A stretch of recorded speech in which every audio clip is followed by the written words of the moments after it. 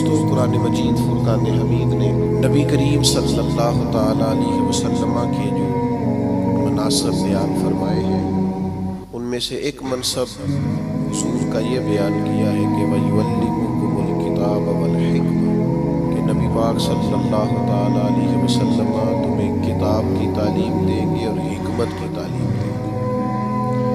وَيُعَلِّمُكُم مَّا لَمْ تَكُونُوا تَعْلَمُونَ، اور جو تم نہیں جانتے وہ سب میرے حبیب تمہیں سکھا دیں گے۔ نبی پاک صلی اللہ تعالیٰ علیہ وسلم معلم کائنات بن کر دنیا میں تشریف لائے۔ جن جن چیزوں کی انسانیت کو، بنی نوع انسان کو، مسلمان کو حاجت و ضرورت تھی، وہ ساری چیزیں حضور علیہ السلام نے سکھائی۔ اگر میں دو لفظوں میں بات کو سمیٹوں تو محبوب نے وہ جینے کا طریقہ سکھایا ہے جس جینے میں بھی بڑا مزہ ہے، اور محبوب پاک علیہ السلام نے وہ جینے کا طریقہ سکھایا ہے جس جینے کے بعد مرنے میں بھی بڑا ہی مزہ ہے۔ حضور علیہ السلام کی جو تعلیمات ہیں وہ زندہ اور جاوید ہیں۔ ایک ایک بات انسان کو ذہنی طور پر توانا اور فکری طور پر جوان کر دیتی ہے۔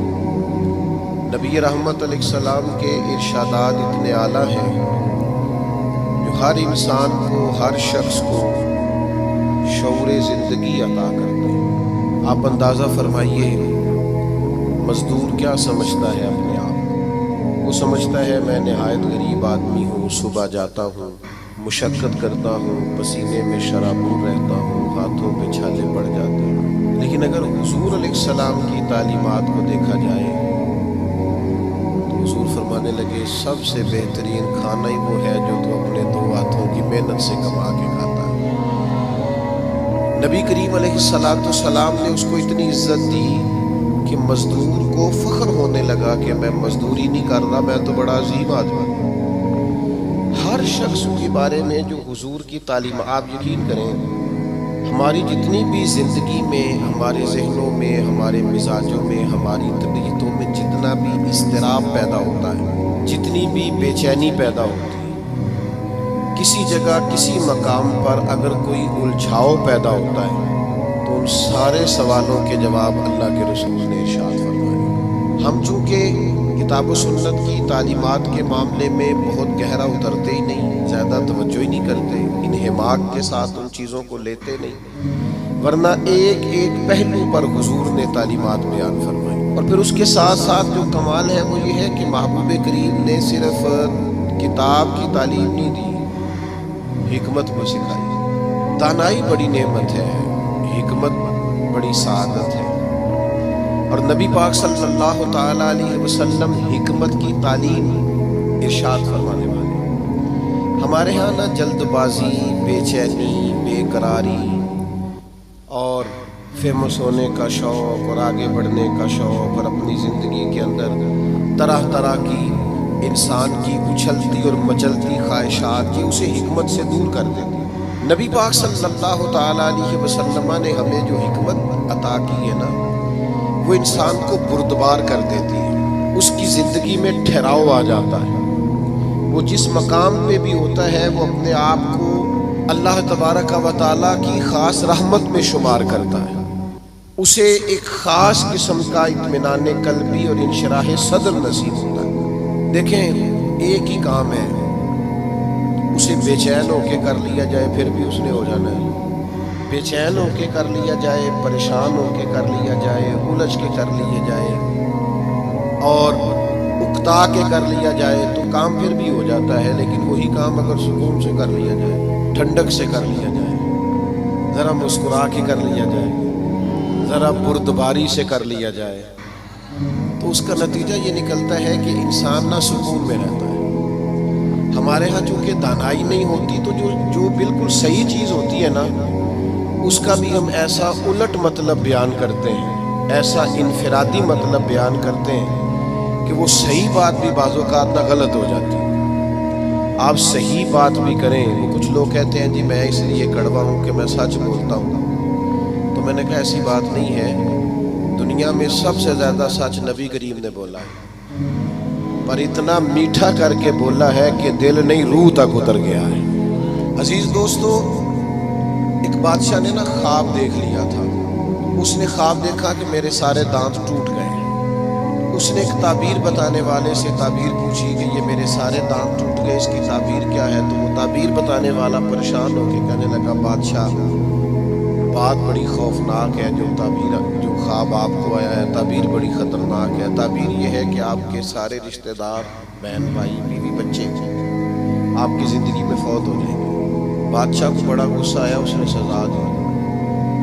یہ کیسی خوفناک خبر سنا رہے، سارے چلے جائیں گے تو میں نے جی کے کیا کرنا۔ کچھ دنوں کے بعد ایک اور تعبیر کرنے والوں کو بلایا اور اسے بلا کے کہا کہ میں نے یہ خواب دیکھا ہے کہ میرے سارے دانت ٹوٹ گئے ہیں، تو تعبیر کیا ہے؟ تو وہ کہنے لگا، بادشاہ یہ تو بڑا اچھا خواب ہے۔ اس نے کہا کیا مطلب؟ کہنے لگا اس خواب کی تعبیر یہ ہے کہ آپ کے خاندان میں سے سب سے لمبی عمر اللہ آپ کو عطا فرمائے گا۔ بادشاہ نے اس بندے کو انعام دیا، تحائف دیے اور بار بار آنے کی دعوت دی۔ میرا خیال ہے تعبیر ایک ہی نہیں بتائی دونوں نے، لیکن بات اگرچہ بے سلیقہ ہو کلیم، پر بات کرنے کو سلیقہ چاہیے۔ ہم نہ اپنے بچوں کو اس طرح سمجھاتے ہیں کہ وہ بچے بجائے سمجھنے کے ناراض ہو جاتے ہیں۔ ہمارا سمجھانے کا انداز بعض اوقات الا ماشاءاللہ توہین آمیز ہوتا ہے۔ ہمارا بعض اوقات بعض لوگوں سے ملنا، بعض لوگوں کے ساتھ ربط رکھنا، اس میں خوبصورتی نہیں ہوتی۔ دانائی، تدبر، حکمت، معاملہ فہمی، یہ ایک بڑا ضروری کام ہے، ایک بڑا سمجھداری والا کام ہے۔ نبی پاک صلی اللہ تعالیٰ علیہ وسلم نے ہمیں حکمت سکھائی ہے، دانائی سکھائی ہے۔ پتہ ہے مسائل کب ہوتے ہیں؟ جب ہم انہیں ذہن پہ سوار کر لیتے ہیں، اور جب پریشانی کو ذہن پہ سوار نہ کیا جائے پھر پریشانی نہیں رہتی، پھر بندہ آسانی سے اس پریشانی سے گزر جاتا ہے۔ بڑے تدبر کے ساتھ روزمرہ کے معاملات کو ڈیل کریں۔ میرے پاس ایک دوست اپنے بچے کو لے کے آئے، حضرت اس کو دم کر دیں، اور ساتھ انہوں نے کہنا شروع کیا باقی تو اس کے بہن بھائی بڑے اچھے تھے، یہ ضدی بھی بہت ہے اور اڑ بھی بڑی جلدی جاتا ہے، اور اس کے مزاج میں تلخی بھی بہت زیادہ ہے، اور اس کی طبیعت کے اندر سختی۔ دو چار باتیں انہوں نے کی تو میں نے کہا کہ آپ تو اس کے والد ہیں، اگر آپ یہ لب و لہجہ اس کے بارے میں بیان کریں گے یہ تو سارے خاندان سے کٹ جائے گا۔ آپ کو تو ایسا کرنا چاہیے تھا کہ اگر آپ اسے سمجھاتے بھی تو اس طرح سمجھاتے کہ اسے پتہ ہی نہ چلتا مجھے کوئی سمجھا رہا ہے۔ آپ اس کو ضدی کہہ رہے ہیں، اس کا تو ذہن بن جائے گا میں تو واقعی ضدی ہوں، طبیعت بن جائے گی، ذہن اس کا الجھ جائے گا۔ حکمت کے ساتھ اپنے مخالف کو بھی کبھی ڈیل کریں نا۔ آپ کی توجہ ہے میری بات پر؟ اپنے مخالف کو بھی کبھی ڈیل کریں نا۔ ہم نا بعض دشمنوں کو اتنی اہمیت دیتے ہیں کہ وہ تگڑے ہو جاتے ہیں۔ کچھ دشمن ایسے ہوتے ہیں جن کے بارے میں قرآن کا حکم یہ ہے کہ وَإِذَا خَاطَبَهُمُ الْجَاهِلُونَ قَالُوا سَلَامًا، جب تمہارا جاہلوں سے آمنا سامنا ہو تو تم نے کہنا ہے بھائی تمہیں سلام ہو۔ ہر آدمی سے الجھیں گے نہیں، ہر ایک سے بحث نہیں کریں گے، ہر ایک کے بارے میں یہ ذہن نہیں بنائیں گے کہ یہ بھی میرا دشمن ہے، یہ بھی میرا مخالف۔ اتنی جلدی اپنے ذہن کے اندر تناؤ نہیں پیدا کریں گے۔ ایک صحابی آئے حضور کی خدمت میں، مشکاۃ شریف میں حدیث موجود ہے۔ عرض کیا یا رسول اللہ صلی اللہ تعالی علیہ وسلم، کفار آپ کا نام بگاڑ کے لینے لگے، معاذ اللہ ثم معاذ اللہ۔ وہ کہتے ہیں اگر ہم نے محمد مان لیا تو محمد کا معنی تو وہ ہے جس کی تعریف کی جائے بار بار۔ اب وہ نام بگاڑ کے معاذ اللہ آپ کو برا بھلا کہتے ہیں۔ تو وہ صحابی آئے تھے اور انہوں نے بڑی خوفناک طریقے سے بات سنائی، پر پتہ ہے حضور نے کیا فرمایا پتہ نہیں وہ کس کو گالیاں دے رہے ہیں، پتہ نہیں وہ کس کا نام بگاڑ رہے ہیں، مجھے تو اللہ نے محمد بنایا ہے۔ اپنے دشمن کو بھی آپ حکمت سے ڈیل کریں گے، آپ دیکھیں گے کہ آپ کو اس کو اتنا توانا نہیں کر دینا کہ وہ بعد میں زیادہ بڑا مسئلہ بن جائے۔ تو دانائی، تدبر، حکمت، معاملہ فہمی، یعنی ایک شخص نے آ کے حضور کی بارگاہ میں عرض کیا میں اس شرط پہ کلمہ پڑھوں گا کہ میں نمازیں 2 پڑھوں گا۔ یہ صرف حضور کا اختیار ہے کہ نبی پاک کسی کو اجازت دے دیں، ورنہ کسی اور کا اختیار نہیں ہے۔ میں فقط 2 نمازیں پڑھوں گا، اگر آپ اجازت دیتے ہیں تو میں کلمہ پڑھتا ہوں۔ اللہ کے حبیب نے فرمایا تو آ جا 2 ہی پڑھ دینا۔ شارحین حدیث نے لکھا ہے اس نے 2 نمازوں کی شرط پہ کلمہ پڑھا تھا، پھر وہ تہجد بھی پڑھا کرتا تھا۔ ہمارے ہاں نا لوگوں کو موقع ہی نہیں دیا جاتا مسجد آنے کا۔ یہ کبھی کبھی کچے نمازی آتے ہیں نا رمضان شریف میں، تو پکے نمازی انہیں گھورتے ہیں، کہتے ہیں تسی آ گئے ہو فصلی بٹیرے، بھئی ان بچوں کو آ تو لینے دو اور دعا کرو یا اللہ مسجد آ گیا ہے، اب مہربانی فرما اس پہ رحمت کر، اسے پکا نمازی بنا دے۔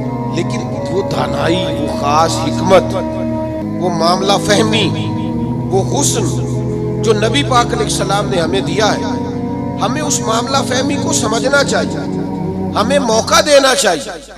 دیکھیے جب صلح حدیبیہ ہوئی نا تو بعض شرائط ایسی تھی جو بڑی مشکل تھی صحابہ کے لیے ماننا۔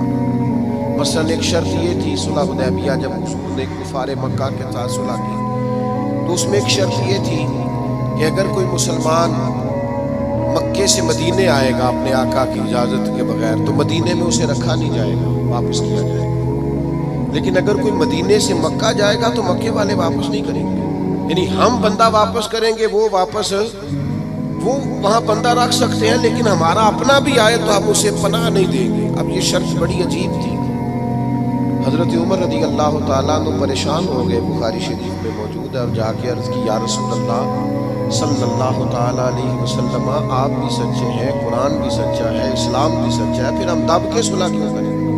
نبی کریم نے فرمایا عمر میں اللہ کا رسول ہوں، میں وہی کہتا ہوں جو میرا رب حکم ارشاد فرماتا ہے۔ فرماتے میں جناب صدیق اکبر کے پاس بھی گیا کہ یہ عجیب بات ہے کہ وہ بندہ واپس نہیں کریں گے، ہمیں واپس کرنا پڑے گا،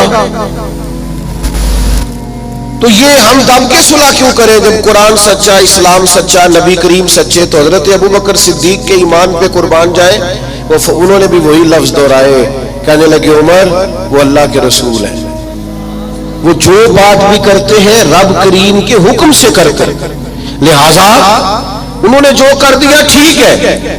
اب یہ وہ بظاہر شرط تھی جس سے لگ رہا تھا کہ مسلمان دب کے صلح کر رہے ہیں، لیکن آپ کو پتہ ہے سب سے زیادہ فائدہ اسلام کو اس شرط نے دیا۔ وہ جو مجاہدین اسلام مکہ مکرمہ سے ہجرت کر کے مدینہ طیبہ آتے، انہیں پتہ تھا کہ حضور علیہ السلام ہمیں نہیں رکھیں گے۔ حضرت ابو البصیر رضی اللہ تعالیٰ عنہ اور اس طرح کے کچھ اور صحابہ یہ جب مدینہ طیبہ آئے اور حضور نے واپس کیا تو انہوں نے ایک تیسرے مقام پہ ڈیرا لگایا، وہاں سارے مجاہدین آہستہ آہستہ اکٹھے ہونے لگے۔ اس کا نتیجہ یہ نکلا کہ کافر جب بھی وہاں سے گزرتے انہیں تکلیف کا سامنا کرنا پڑتا، تو جس شرط پر وہ بڑے ڈٹے ہوئے تھے نا کہ ہم نے منوا لیا ہے، سب سے پہلے کفار مکہ اکٹھے ہو کے آئے کہ مہربانی کریں اس شرط کو تو ختم کریں، آپ اپنے لوگوں کو بلائیں مدینہ منورہ۔ تو تدبر، دانائی، معاملہ فہمی، ہم نا آہستہ آہستہ بڑے جلد باز ہو گئے ہیں، طبیعتوں میں بے چینی، بے قراری، ایک بات نہ ہماری مانی جائے ہم پریشان ہو جاتے ہیں، ذرا برابر ہماری طبیعت کے مخالف کوئی شخص بات کر دے ہم ڈسٹرب ہو جاتے ہیں، ہمارا ماحول اس قدر زیادہ پیچیدہ ہو جاتا ہے ذہنی کہ جو بڑے بڑے باصلاحیت لوگ ہیں، بڑے بڑے باشعور لوگ، وہ بھی حکیم نہ ہونے کی وجہ سے، دانا نہ ہونے کی وجہ سے اپنی صلاحیتوں سے کوئی فائدہ نہیں اٹھا سکتے۔ میرے نوجوان دوستوں، میرے بزرگوں، اپنی زندگی میں کمال بردباری پیدا کریں، کمال حوصلہ پیدا کریں، طبیعت کے اندر ٹھہراؤ لائے۔ آپ محسوس کریں گے کہ بہت سارے بگڑے ہوئے کام سنورنے لگے۔ آپ کتنی بھی جلد بازی کر لیں، جب تک اللہ کا حکم نہیں ہونا کام درست، آپ ڈاکٹر کے پاس دوائی لینے جاتے ہیں، آپ کے مرض کی تشخیص ہونے کے بعد ڈاکٹر صاحب نسخہ لکھتے ہیں، کہتے ہیں یہ ایک پتا گولیوں کا لے لو، ایک صبح کھانا، ایک دوپہر کھانا، ایک شام کھانا، اور یہ سیرپ لے جاؤ، ایک چمچ صبح استعمال کرنا، ایک شام کرنا۔ تو اگر کوئی شخص کہے مجھے جلدی ہے ٹھیک ہونے کی، میں نے ساری گولیاں اکٹھی کھا لی ہیں، وہ کہ مجھ سے انتظار نہیں ہوتا، میں نے سارا سیرپ اکٹھا ہی پینا ہے، ٹھیک ہوگا کہ زیادہ بیمار ہو جائے گا؟ وہ گولیاں، وہ دوائی ہے شفا کے لیے، لیکن اگر آپ اس دانائی کے طریقے کے مطابق استعمال نہیں نہ کریں گے جو استعمال کرنے کا طریقہ ہے، تو اس کا اثر غلط ہونے لگے گا۔ ہمارے مزاج کا جو الجھاؤ ہوتا ہے اور طبیعت کی جو جلد بازی ہوتی ہے، اور یہ جو بار بار جن لوگوں کو غصہ آتا ہے اور جو بار بار جبر میں آ جاتے ہیں، بار بار ٹھنڈے ہو جاتے ہیں، تانے شانے کبھی مل جائیں تو سن لینے چاہیے، کیا آ رہا ہے، تانوں کا بھی تو مزہ ہے نا، یہ مزہ لیں، یہ سرور حاصل کریں۔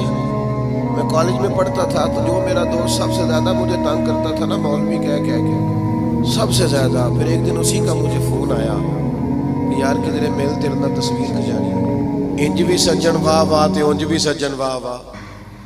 تو ایک دوست مجھے کہنے لگے میں نے میلاد کی جھنڈیاں اور لائٹیں لگائی ہیں تو مجھے دو بندے بڑے تانے دیتے ہیں۔ میں کہ بس دو، یعنی حضور کے نام پہ تانا کھانا اور دو سے ہی پریشان ہو گیا، یہ دو سو بھی ہو تو اس کا مزہ لینا چاہیے۔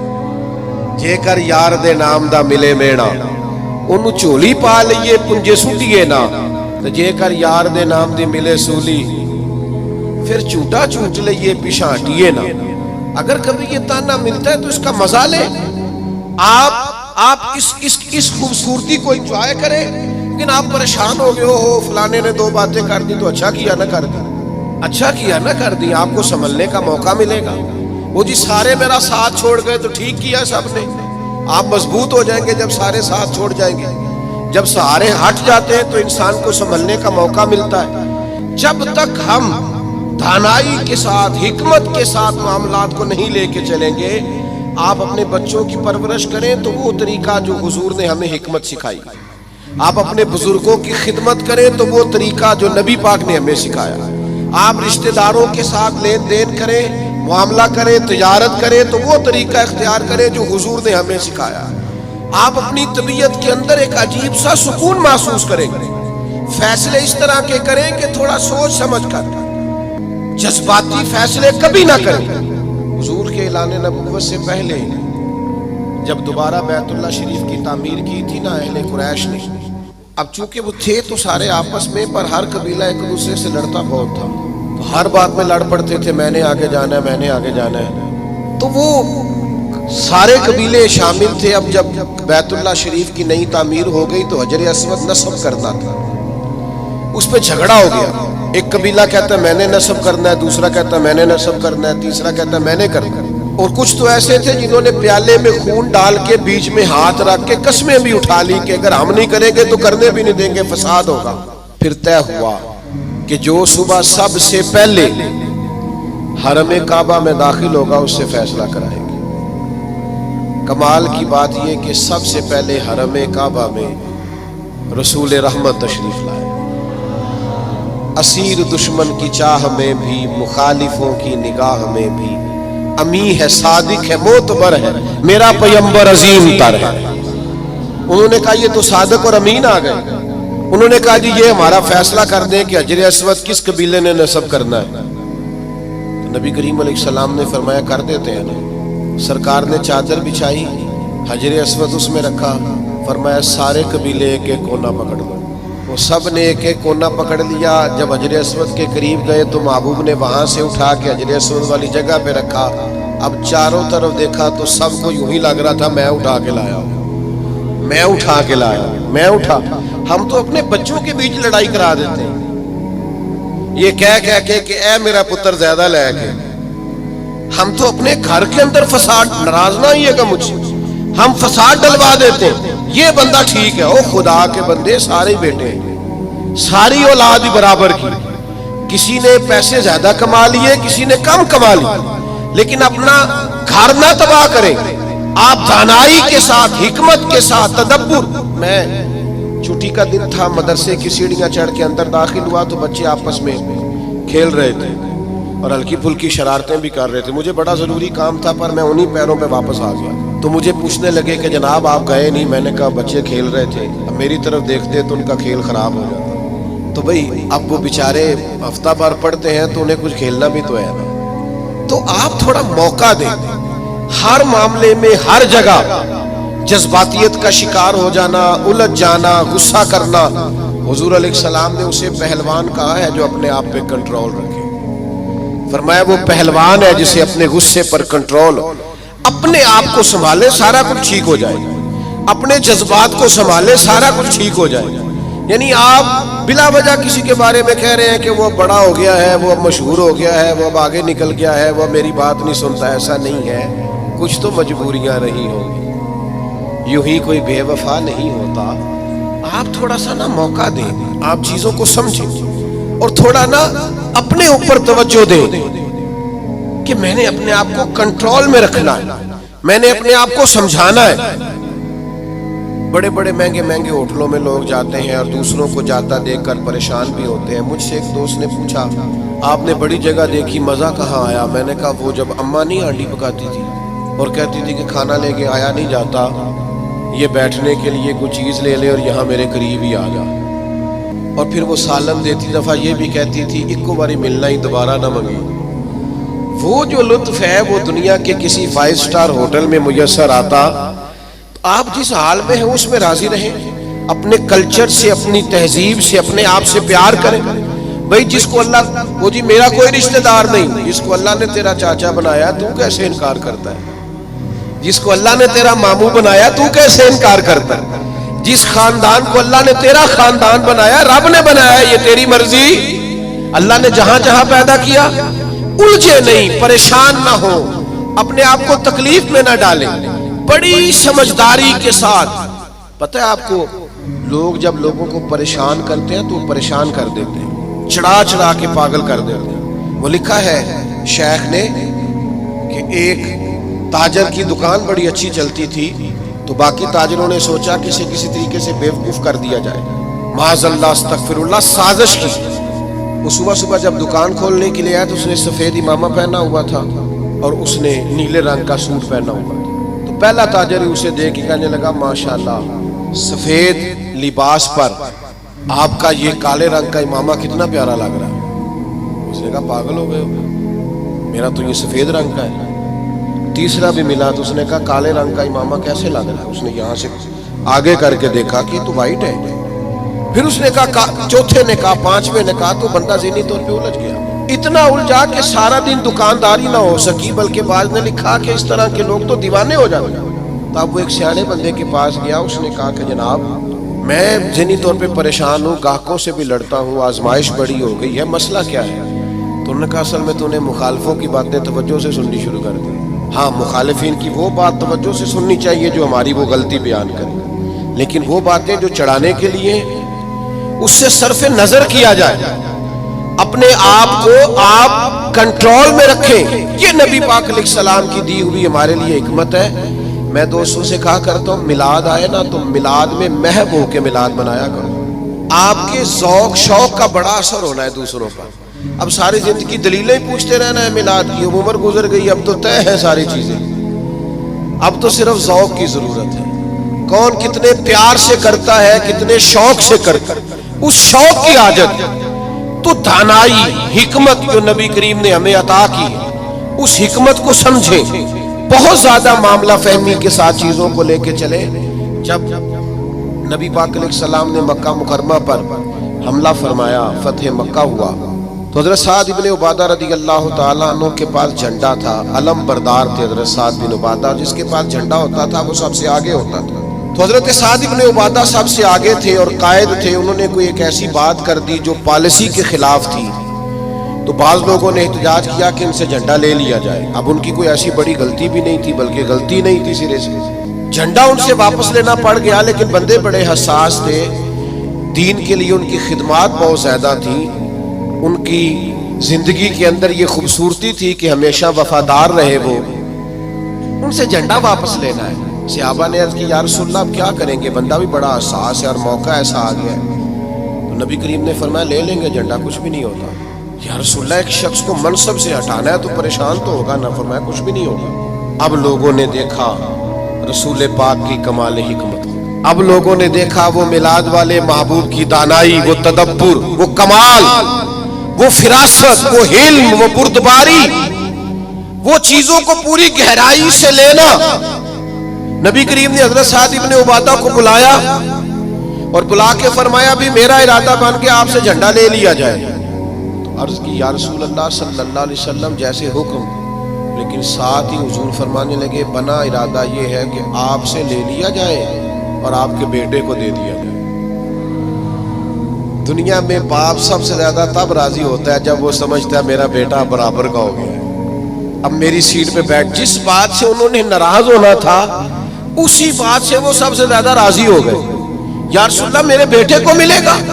تو میرے عزیز معاملہ فہمی، تدبر، حکمت یہ نبی کریم نے ہمیں سکھائی ہے.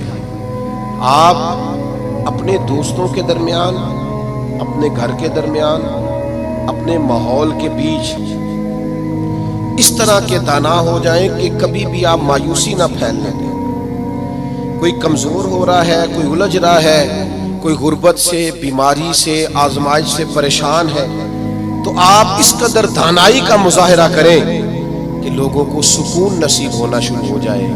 لوگ وہاں سے نکلنا، ہمارے بزرگ فرمایا کرتے کہ اگر تم سے کوئی تلخ بولتا ہے نا تو یہ نہ کہا کرو متکبر بہت ہے، کہا کرو ہو سکتا ہے بیچارہ بڑا پریشان ہو سکتا ہے بیمار ہو سکتا ہے کہیں کمزوری آ گئی. جب تک آپ دانائی کے ساتھ چیزوں کو نہیں لیتے، حکمت کے ساتھ آپ معاملات کو نہیں دیکھتے، اتنی دیر تک چیزیں بہتر نہیں ہو سکتی. آپ اس دانائی کے ساتھ چلیں گے، تدبر کے ساتھ چلیں گے، حکمت کے ساتھ چلیں گے تو آپ محسوس کریں گے. آپ دیکھیے نا کون سا ظلم ہے جو مکہ مکرمہ میں صحابہ کرام پر نہیں ہوا.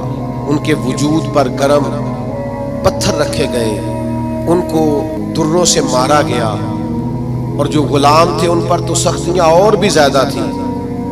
لیکن آپ کو پتہ ہے یہ نبی پاک علیہ السلام کی حکمت کا کمال ہے کہ حضور نے ایک منٹ کے لیے بھی کسی کو مایوس نہیں ہونے دیا. حضور نے ہر موقع پر ان کے دل کو تسلی دی، راحت دی، انہیں پریشان نہیں ہونے دیا، بلکہ وہ اس تکلیف کو سہتے تھے تو انہیں لطف آتا تھا، اس لیے کہ وہ فضائل جو اللہ کے راستے میں تکلیف برداشت کرنے کے حضور نے بیان کیے تھے وہ اچھی طرح سے انشراح صدر تھے، ان کو جان گئے تھے. ہماری بے چینیاں، ہمارا الجھاؤ، بات بات پہ جھگڑا کرنا، وہ ہمارا مخالف ایک بات کر کے چپ کر جاتا ہے، ہم سارا وقت اسے جواب دینے میں ضائع کر دیتے. وہ خدا کے بندے اور بڑے بڑے لمبے چوڑے کام ہے کرنے والے، بڑی بڑی ڈیوٹیاں سر انجام دینی ہے، معاشرے میں بڑا انقلاب برپا کرنا ہے. حضرت صدر الشریعہ رحمۃ اللہ علیہ کا قول مجھے ایک جگہ ملا.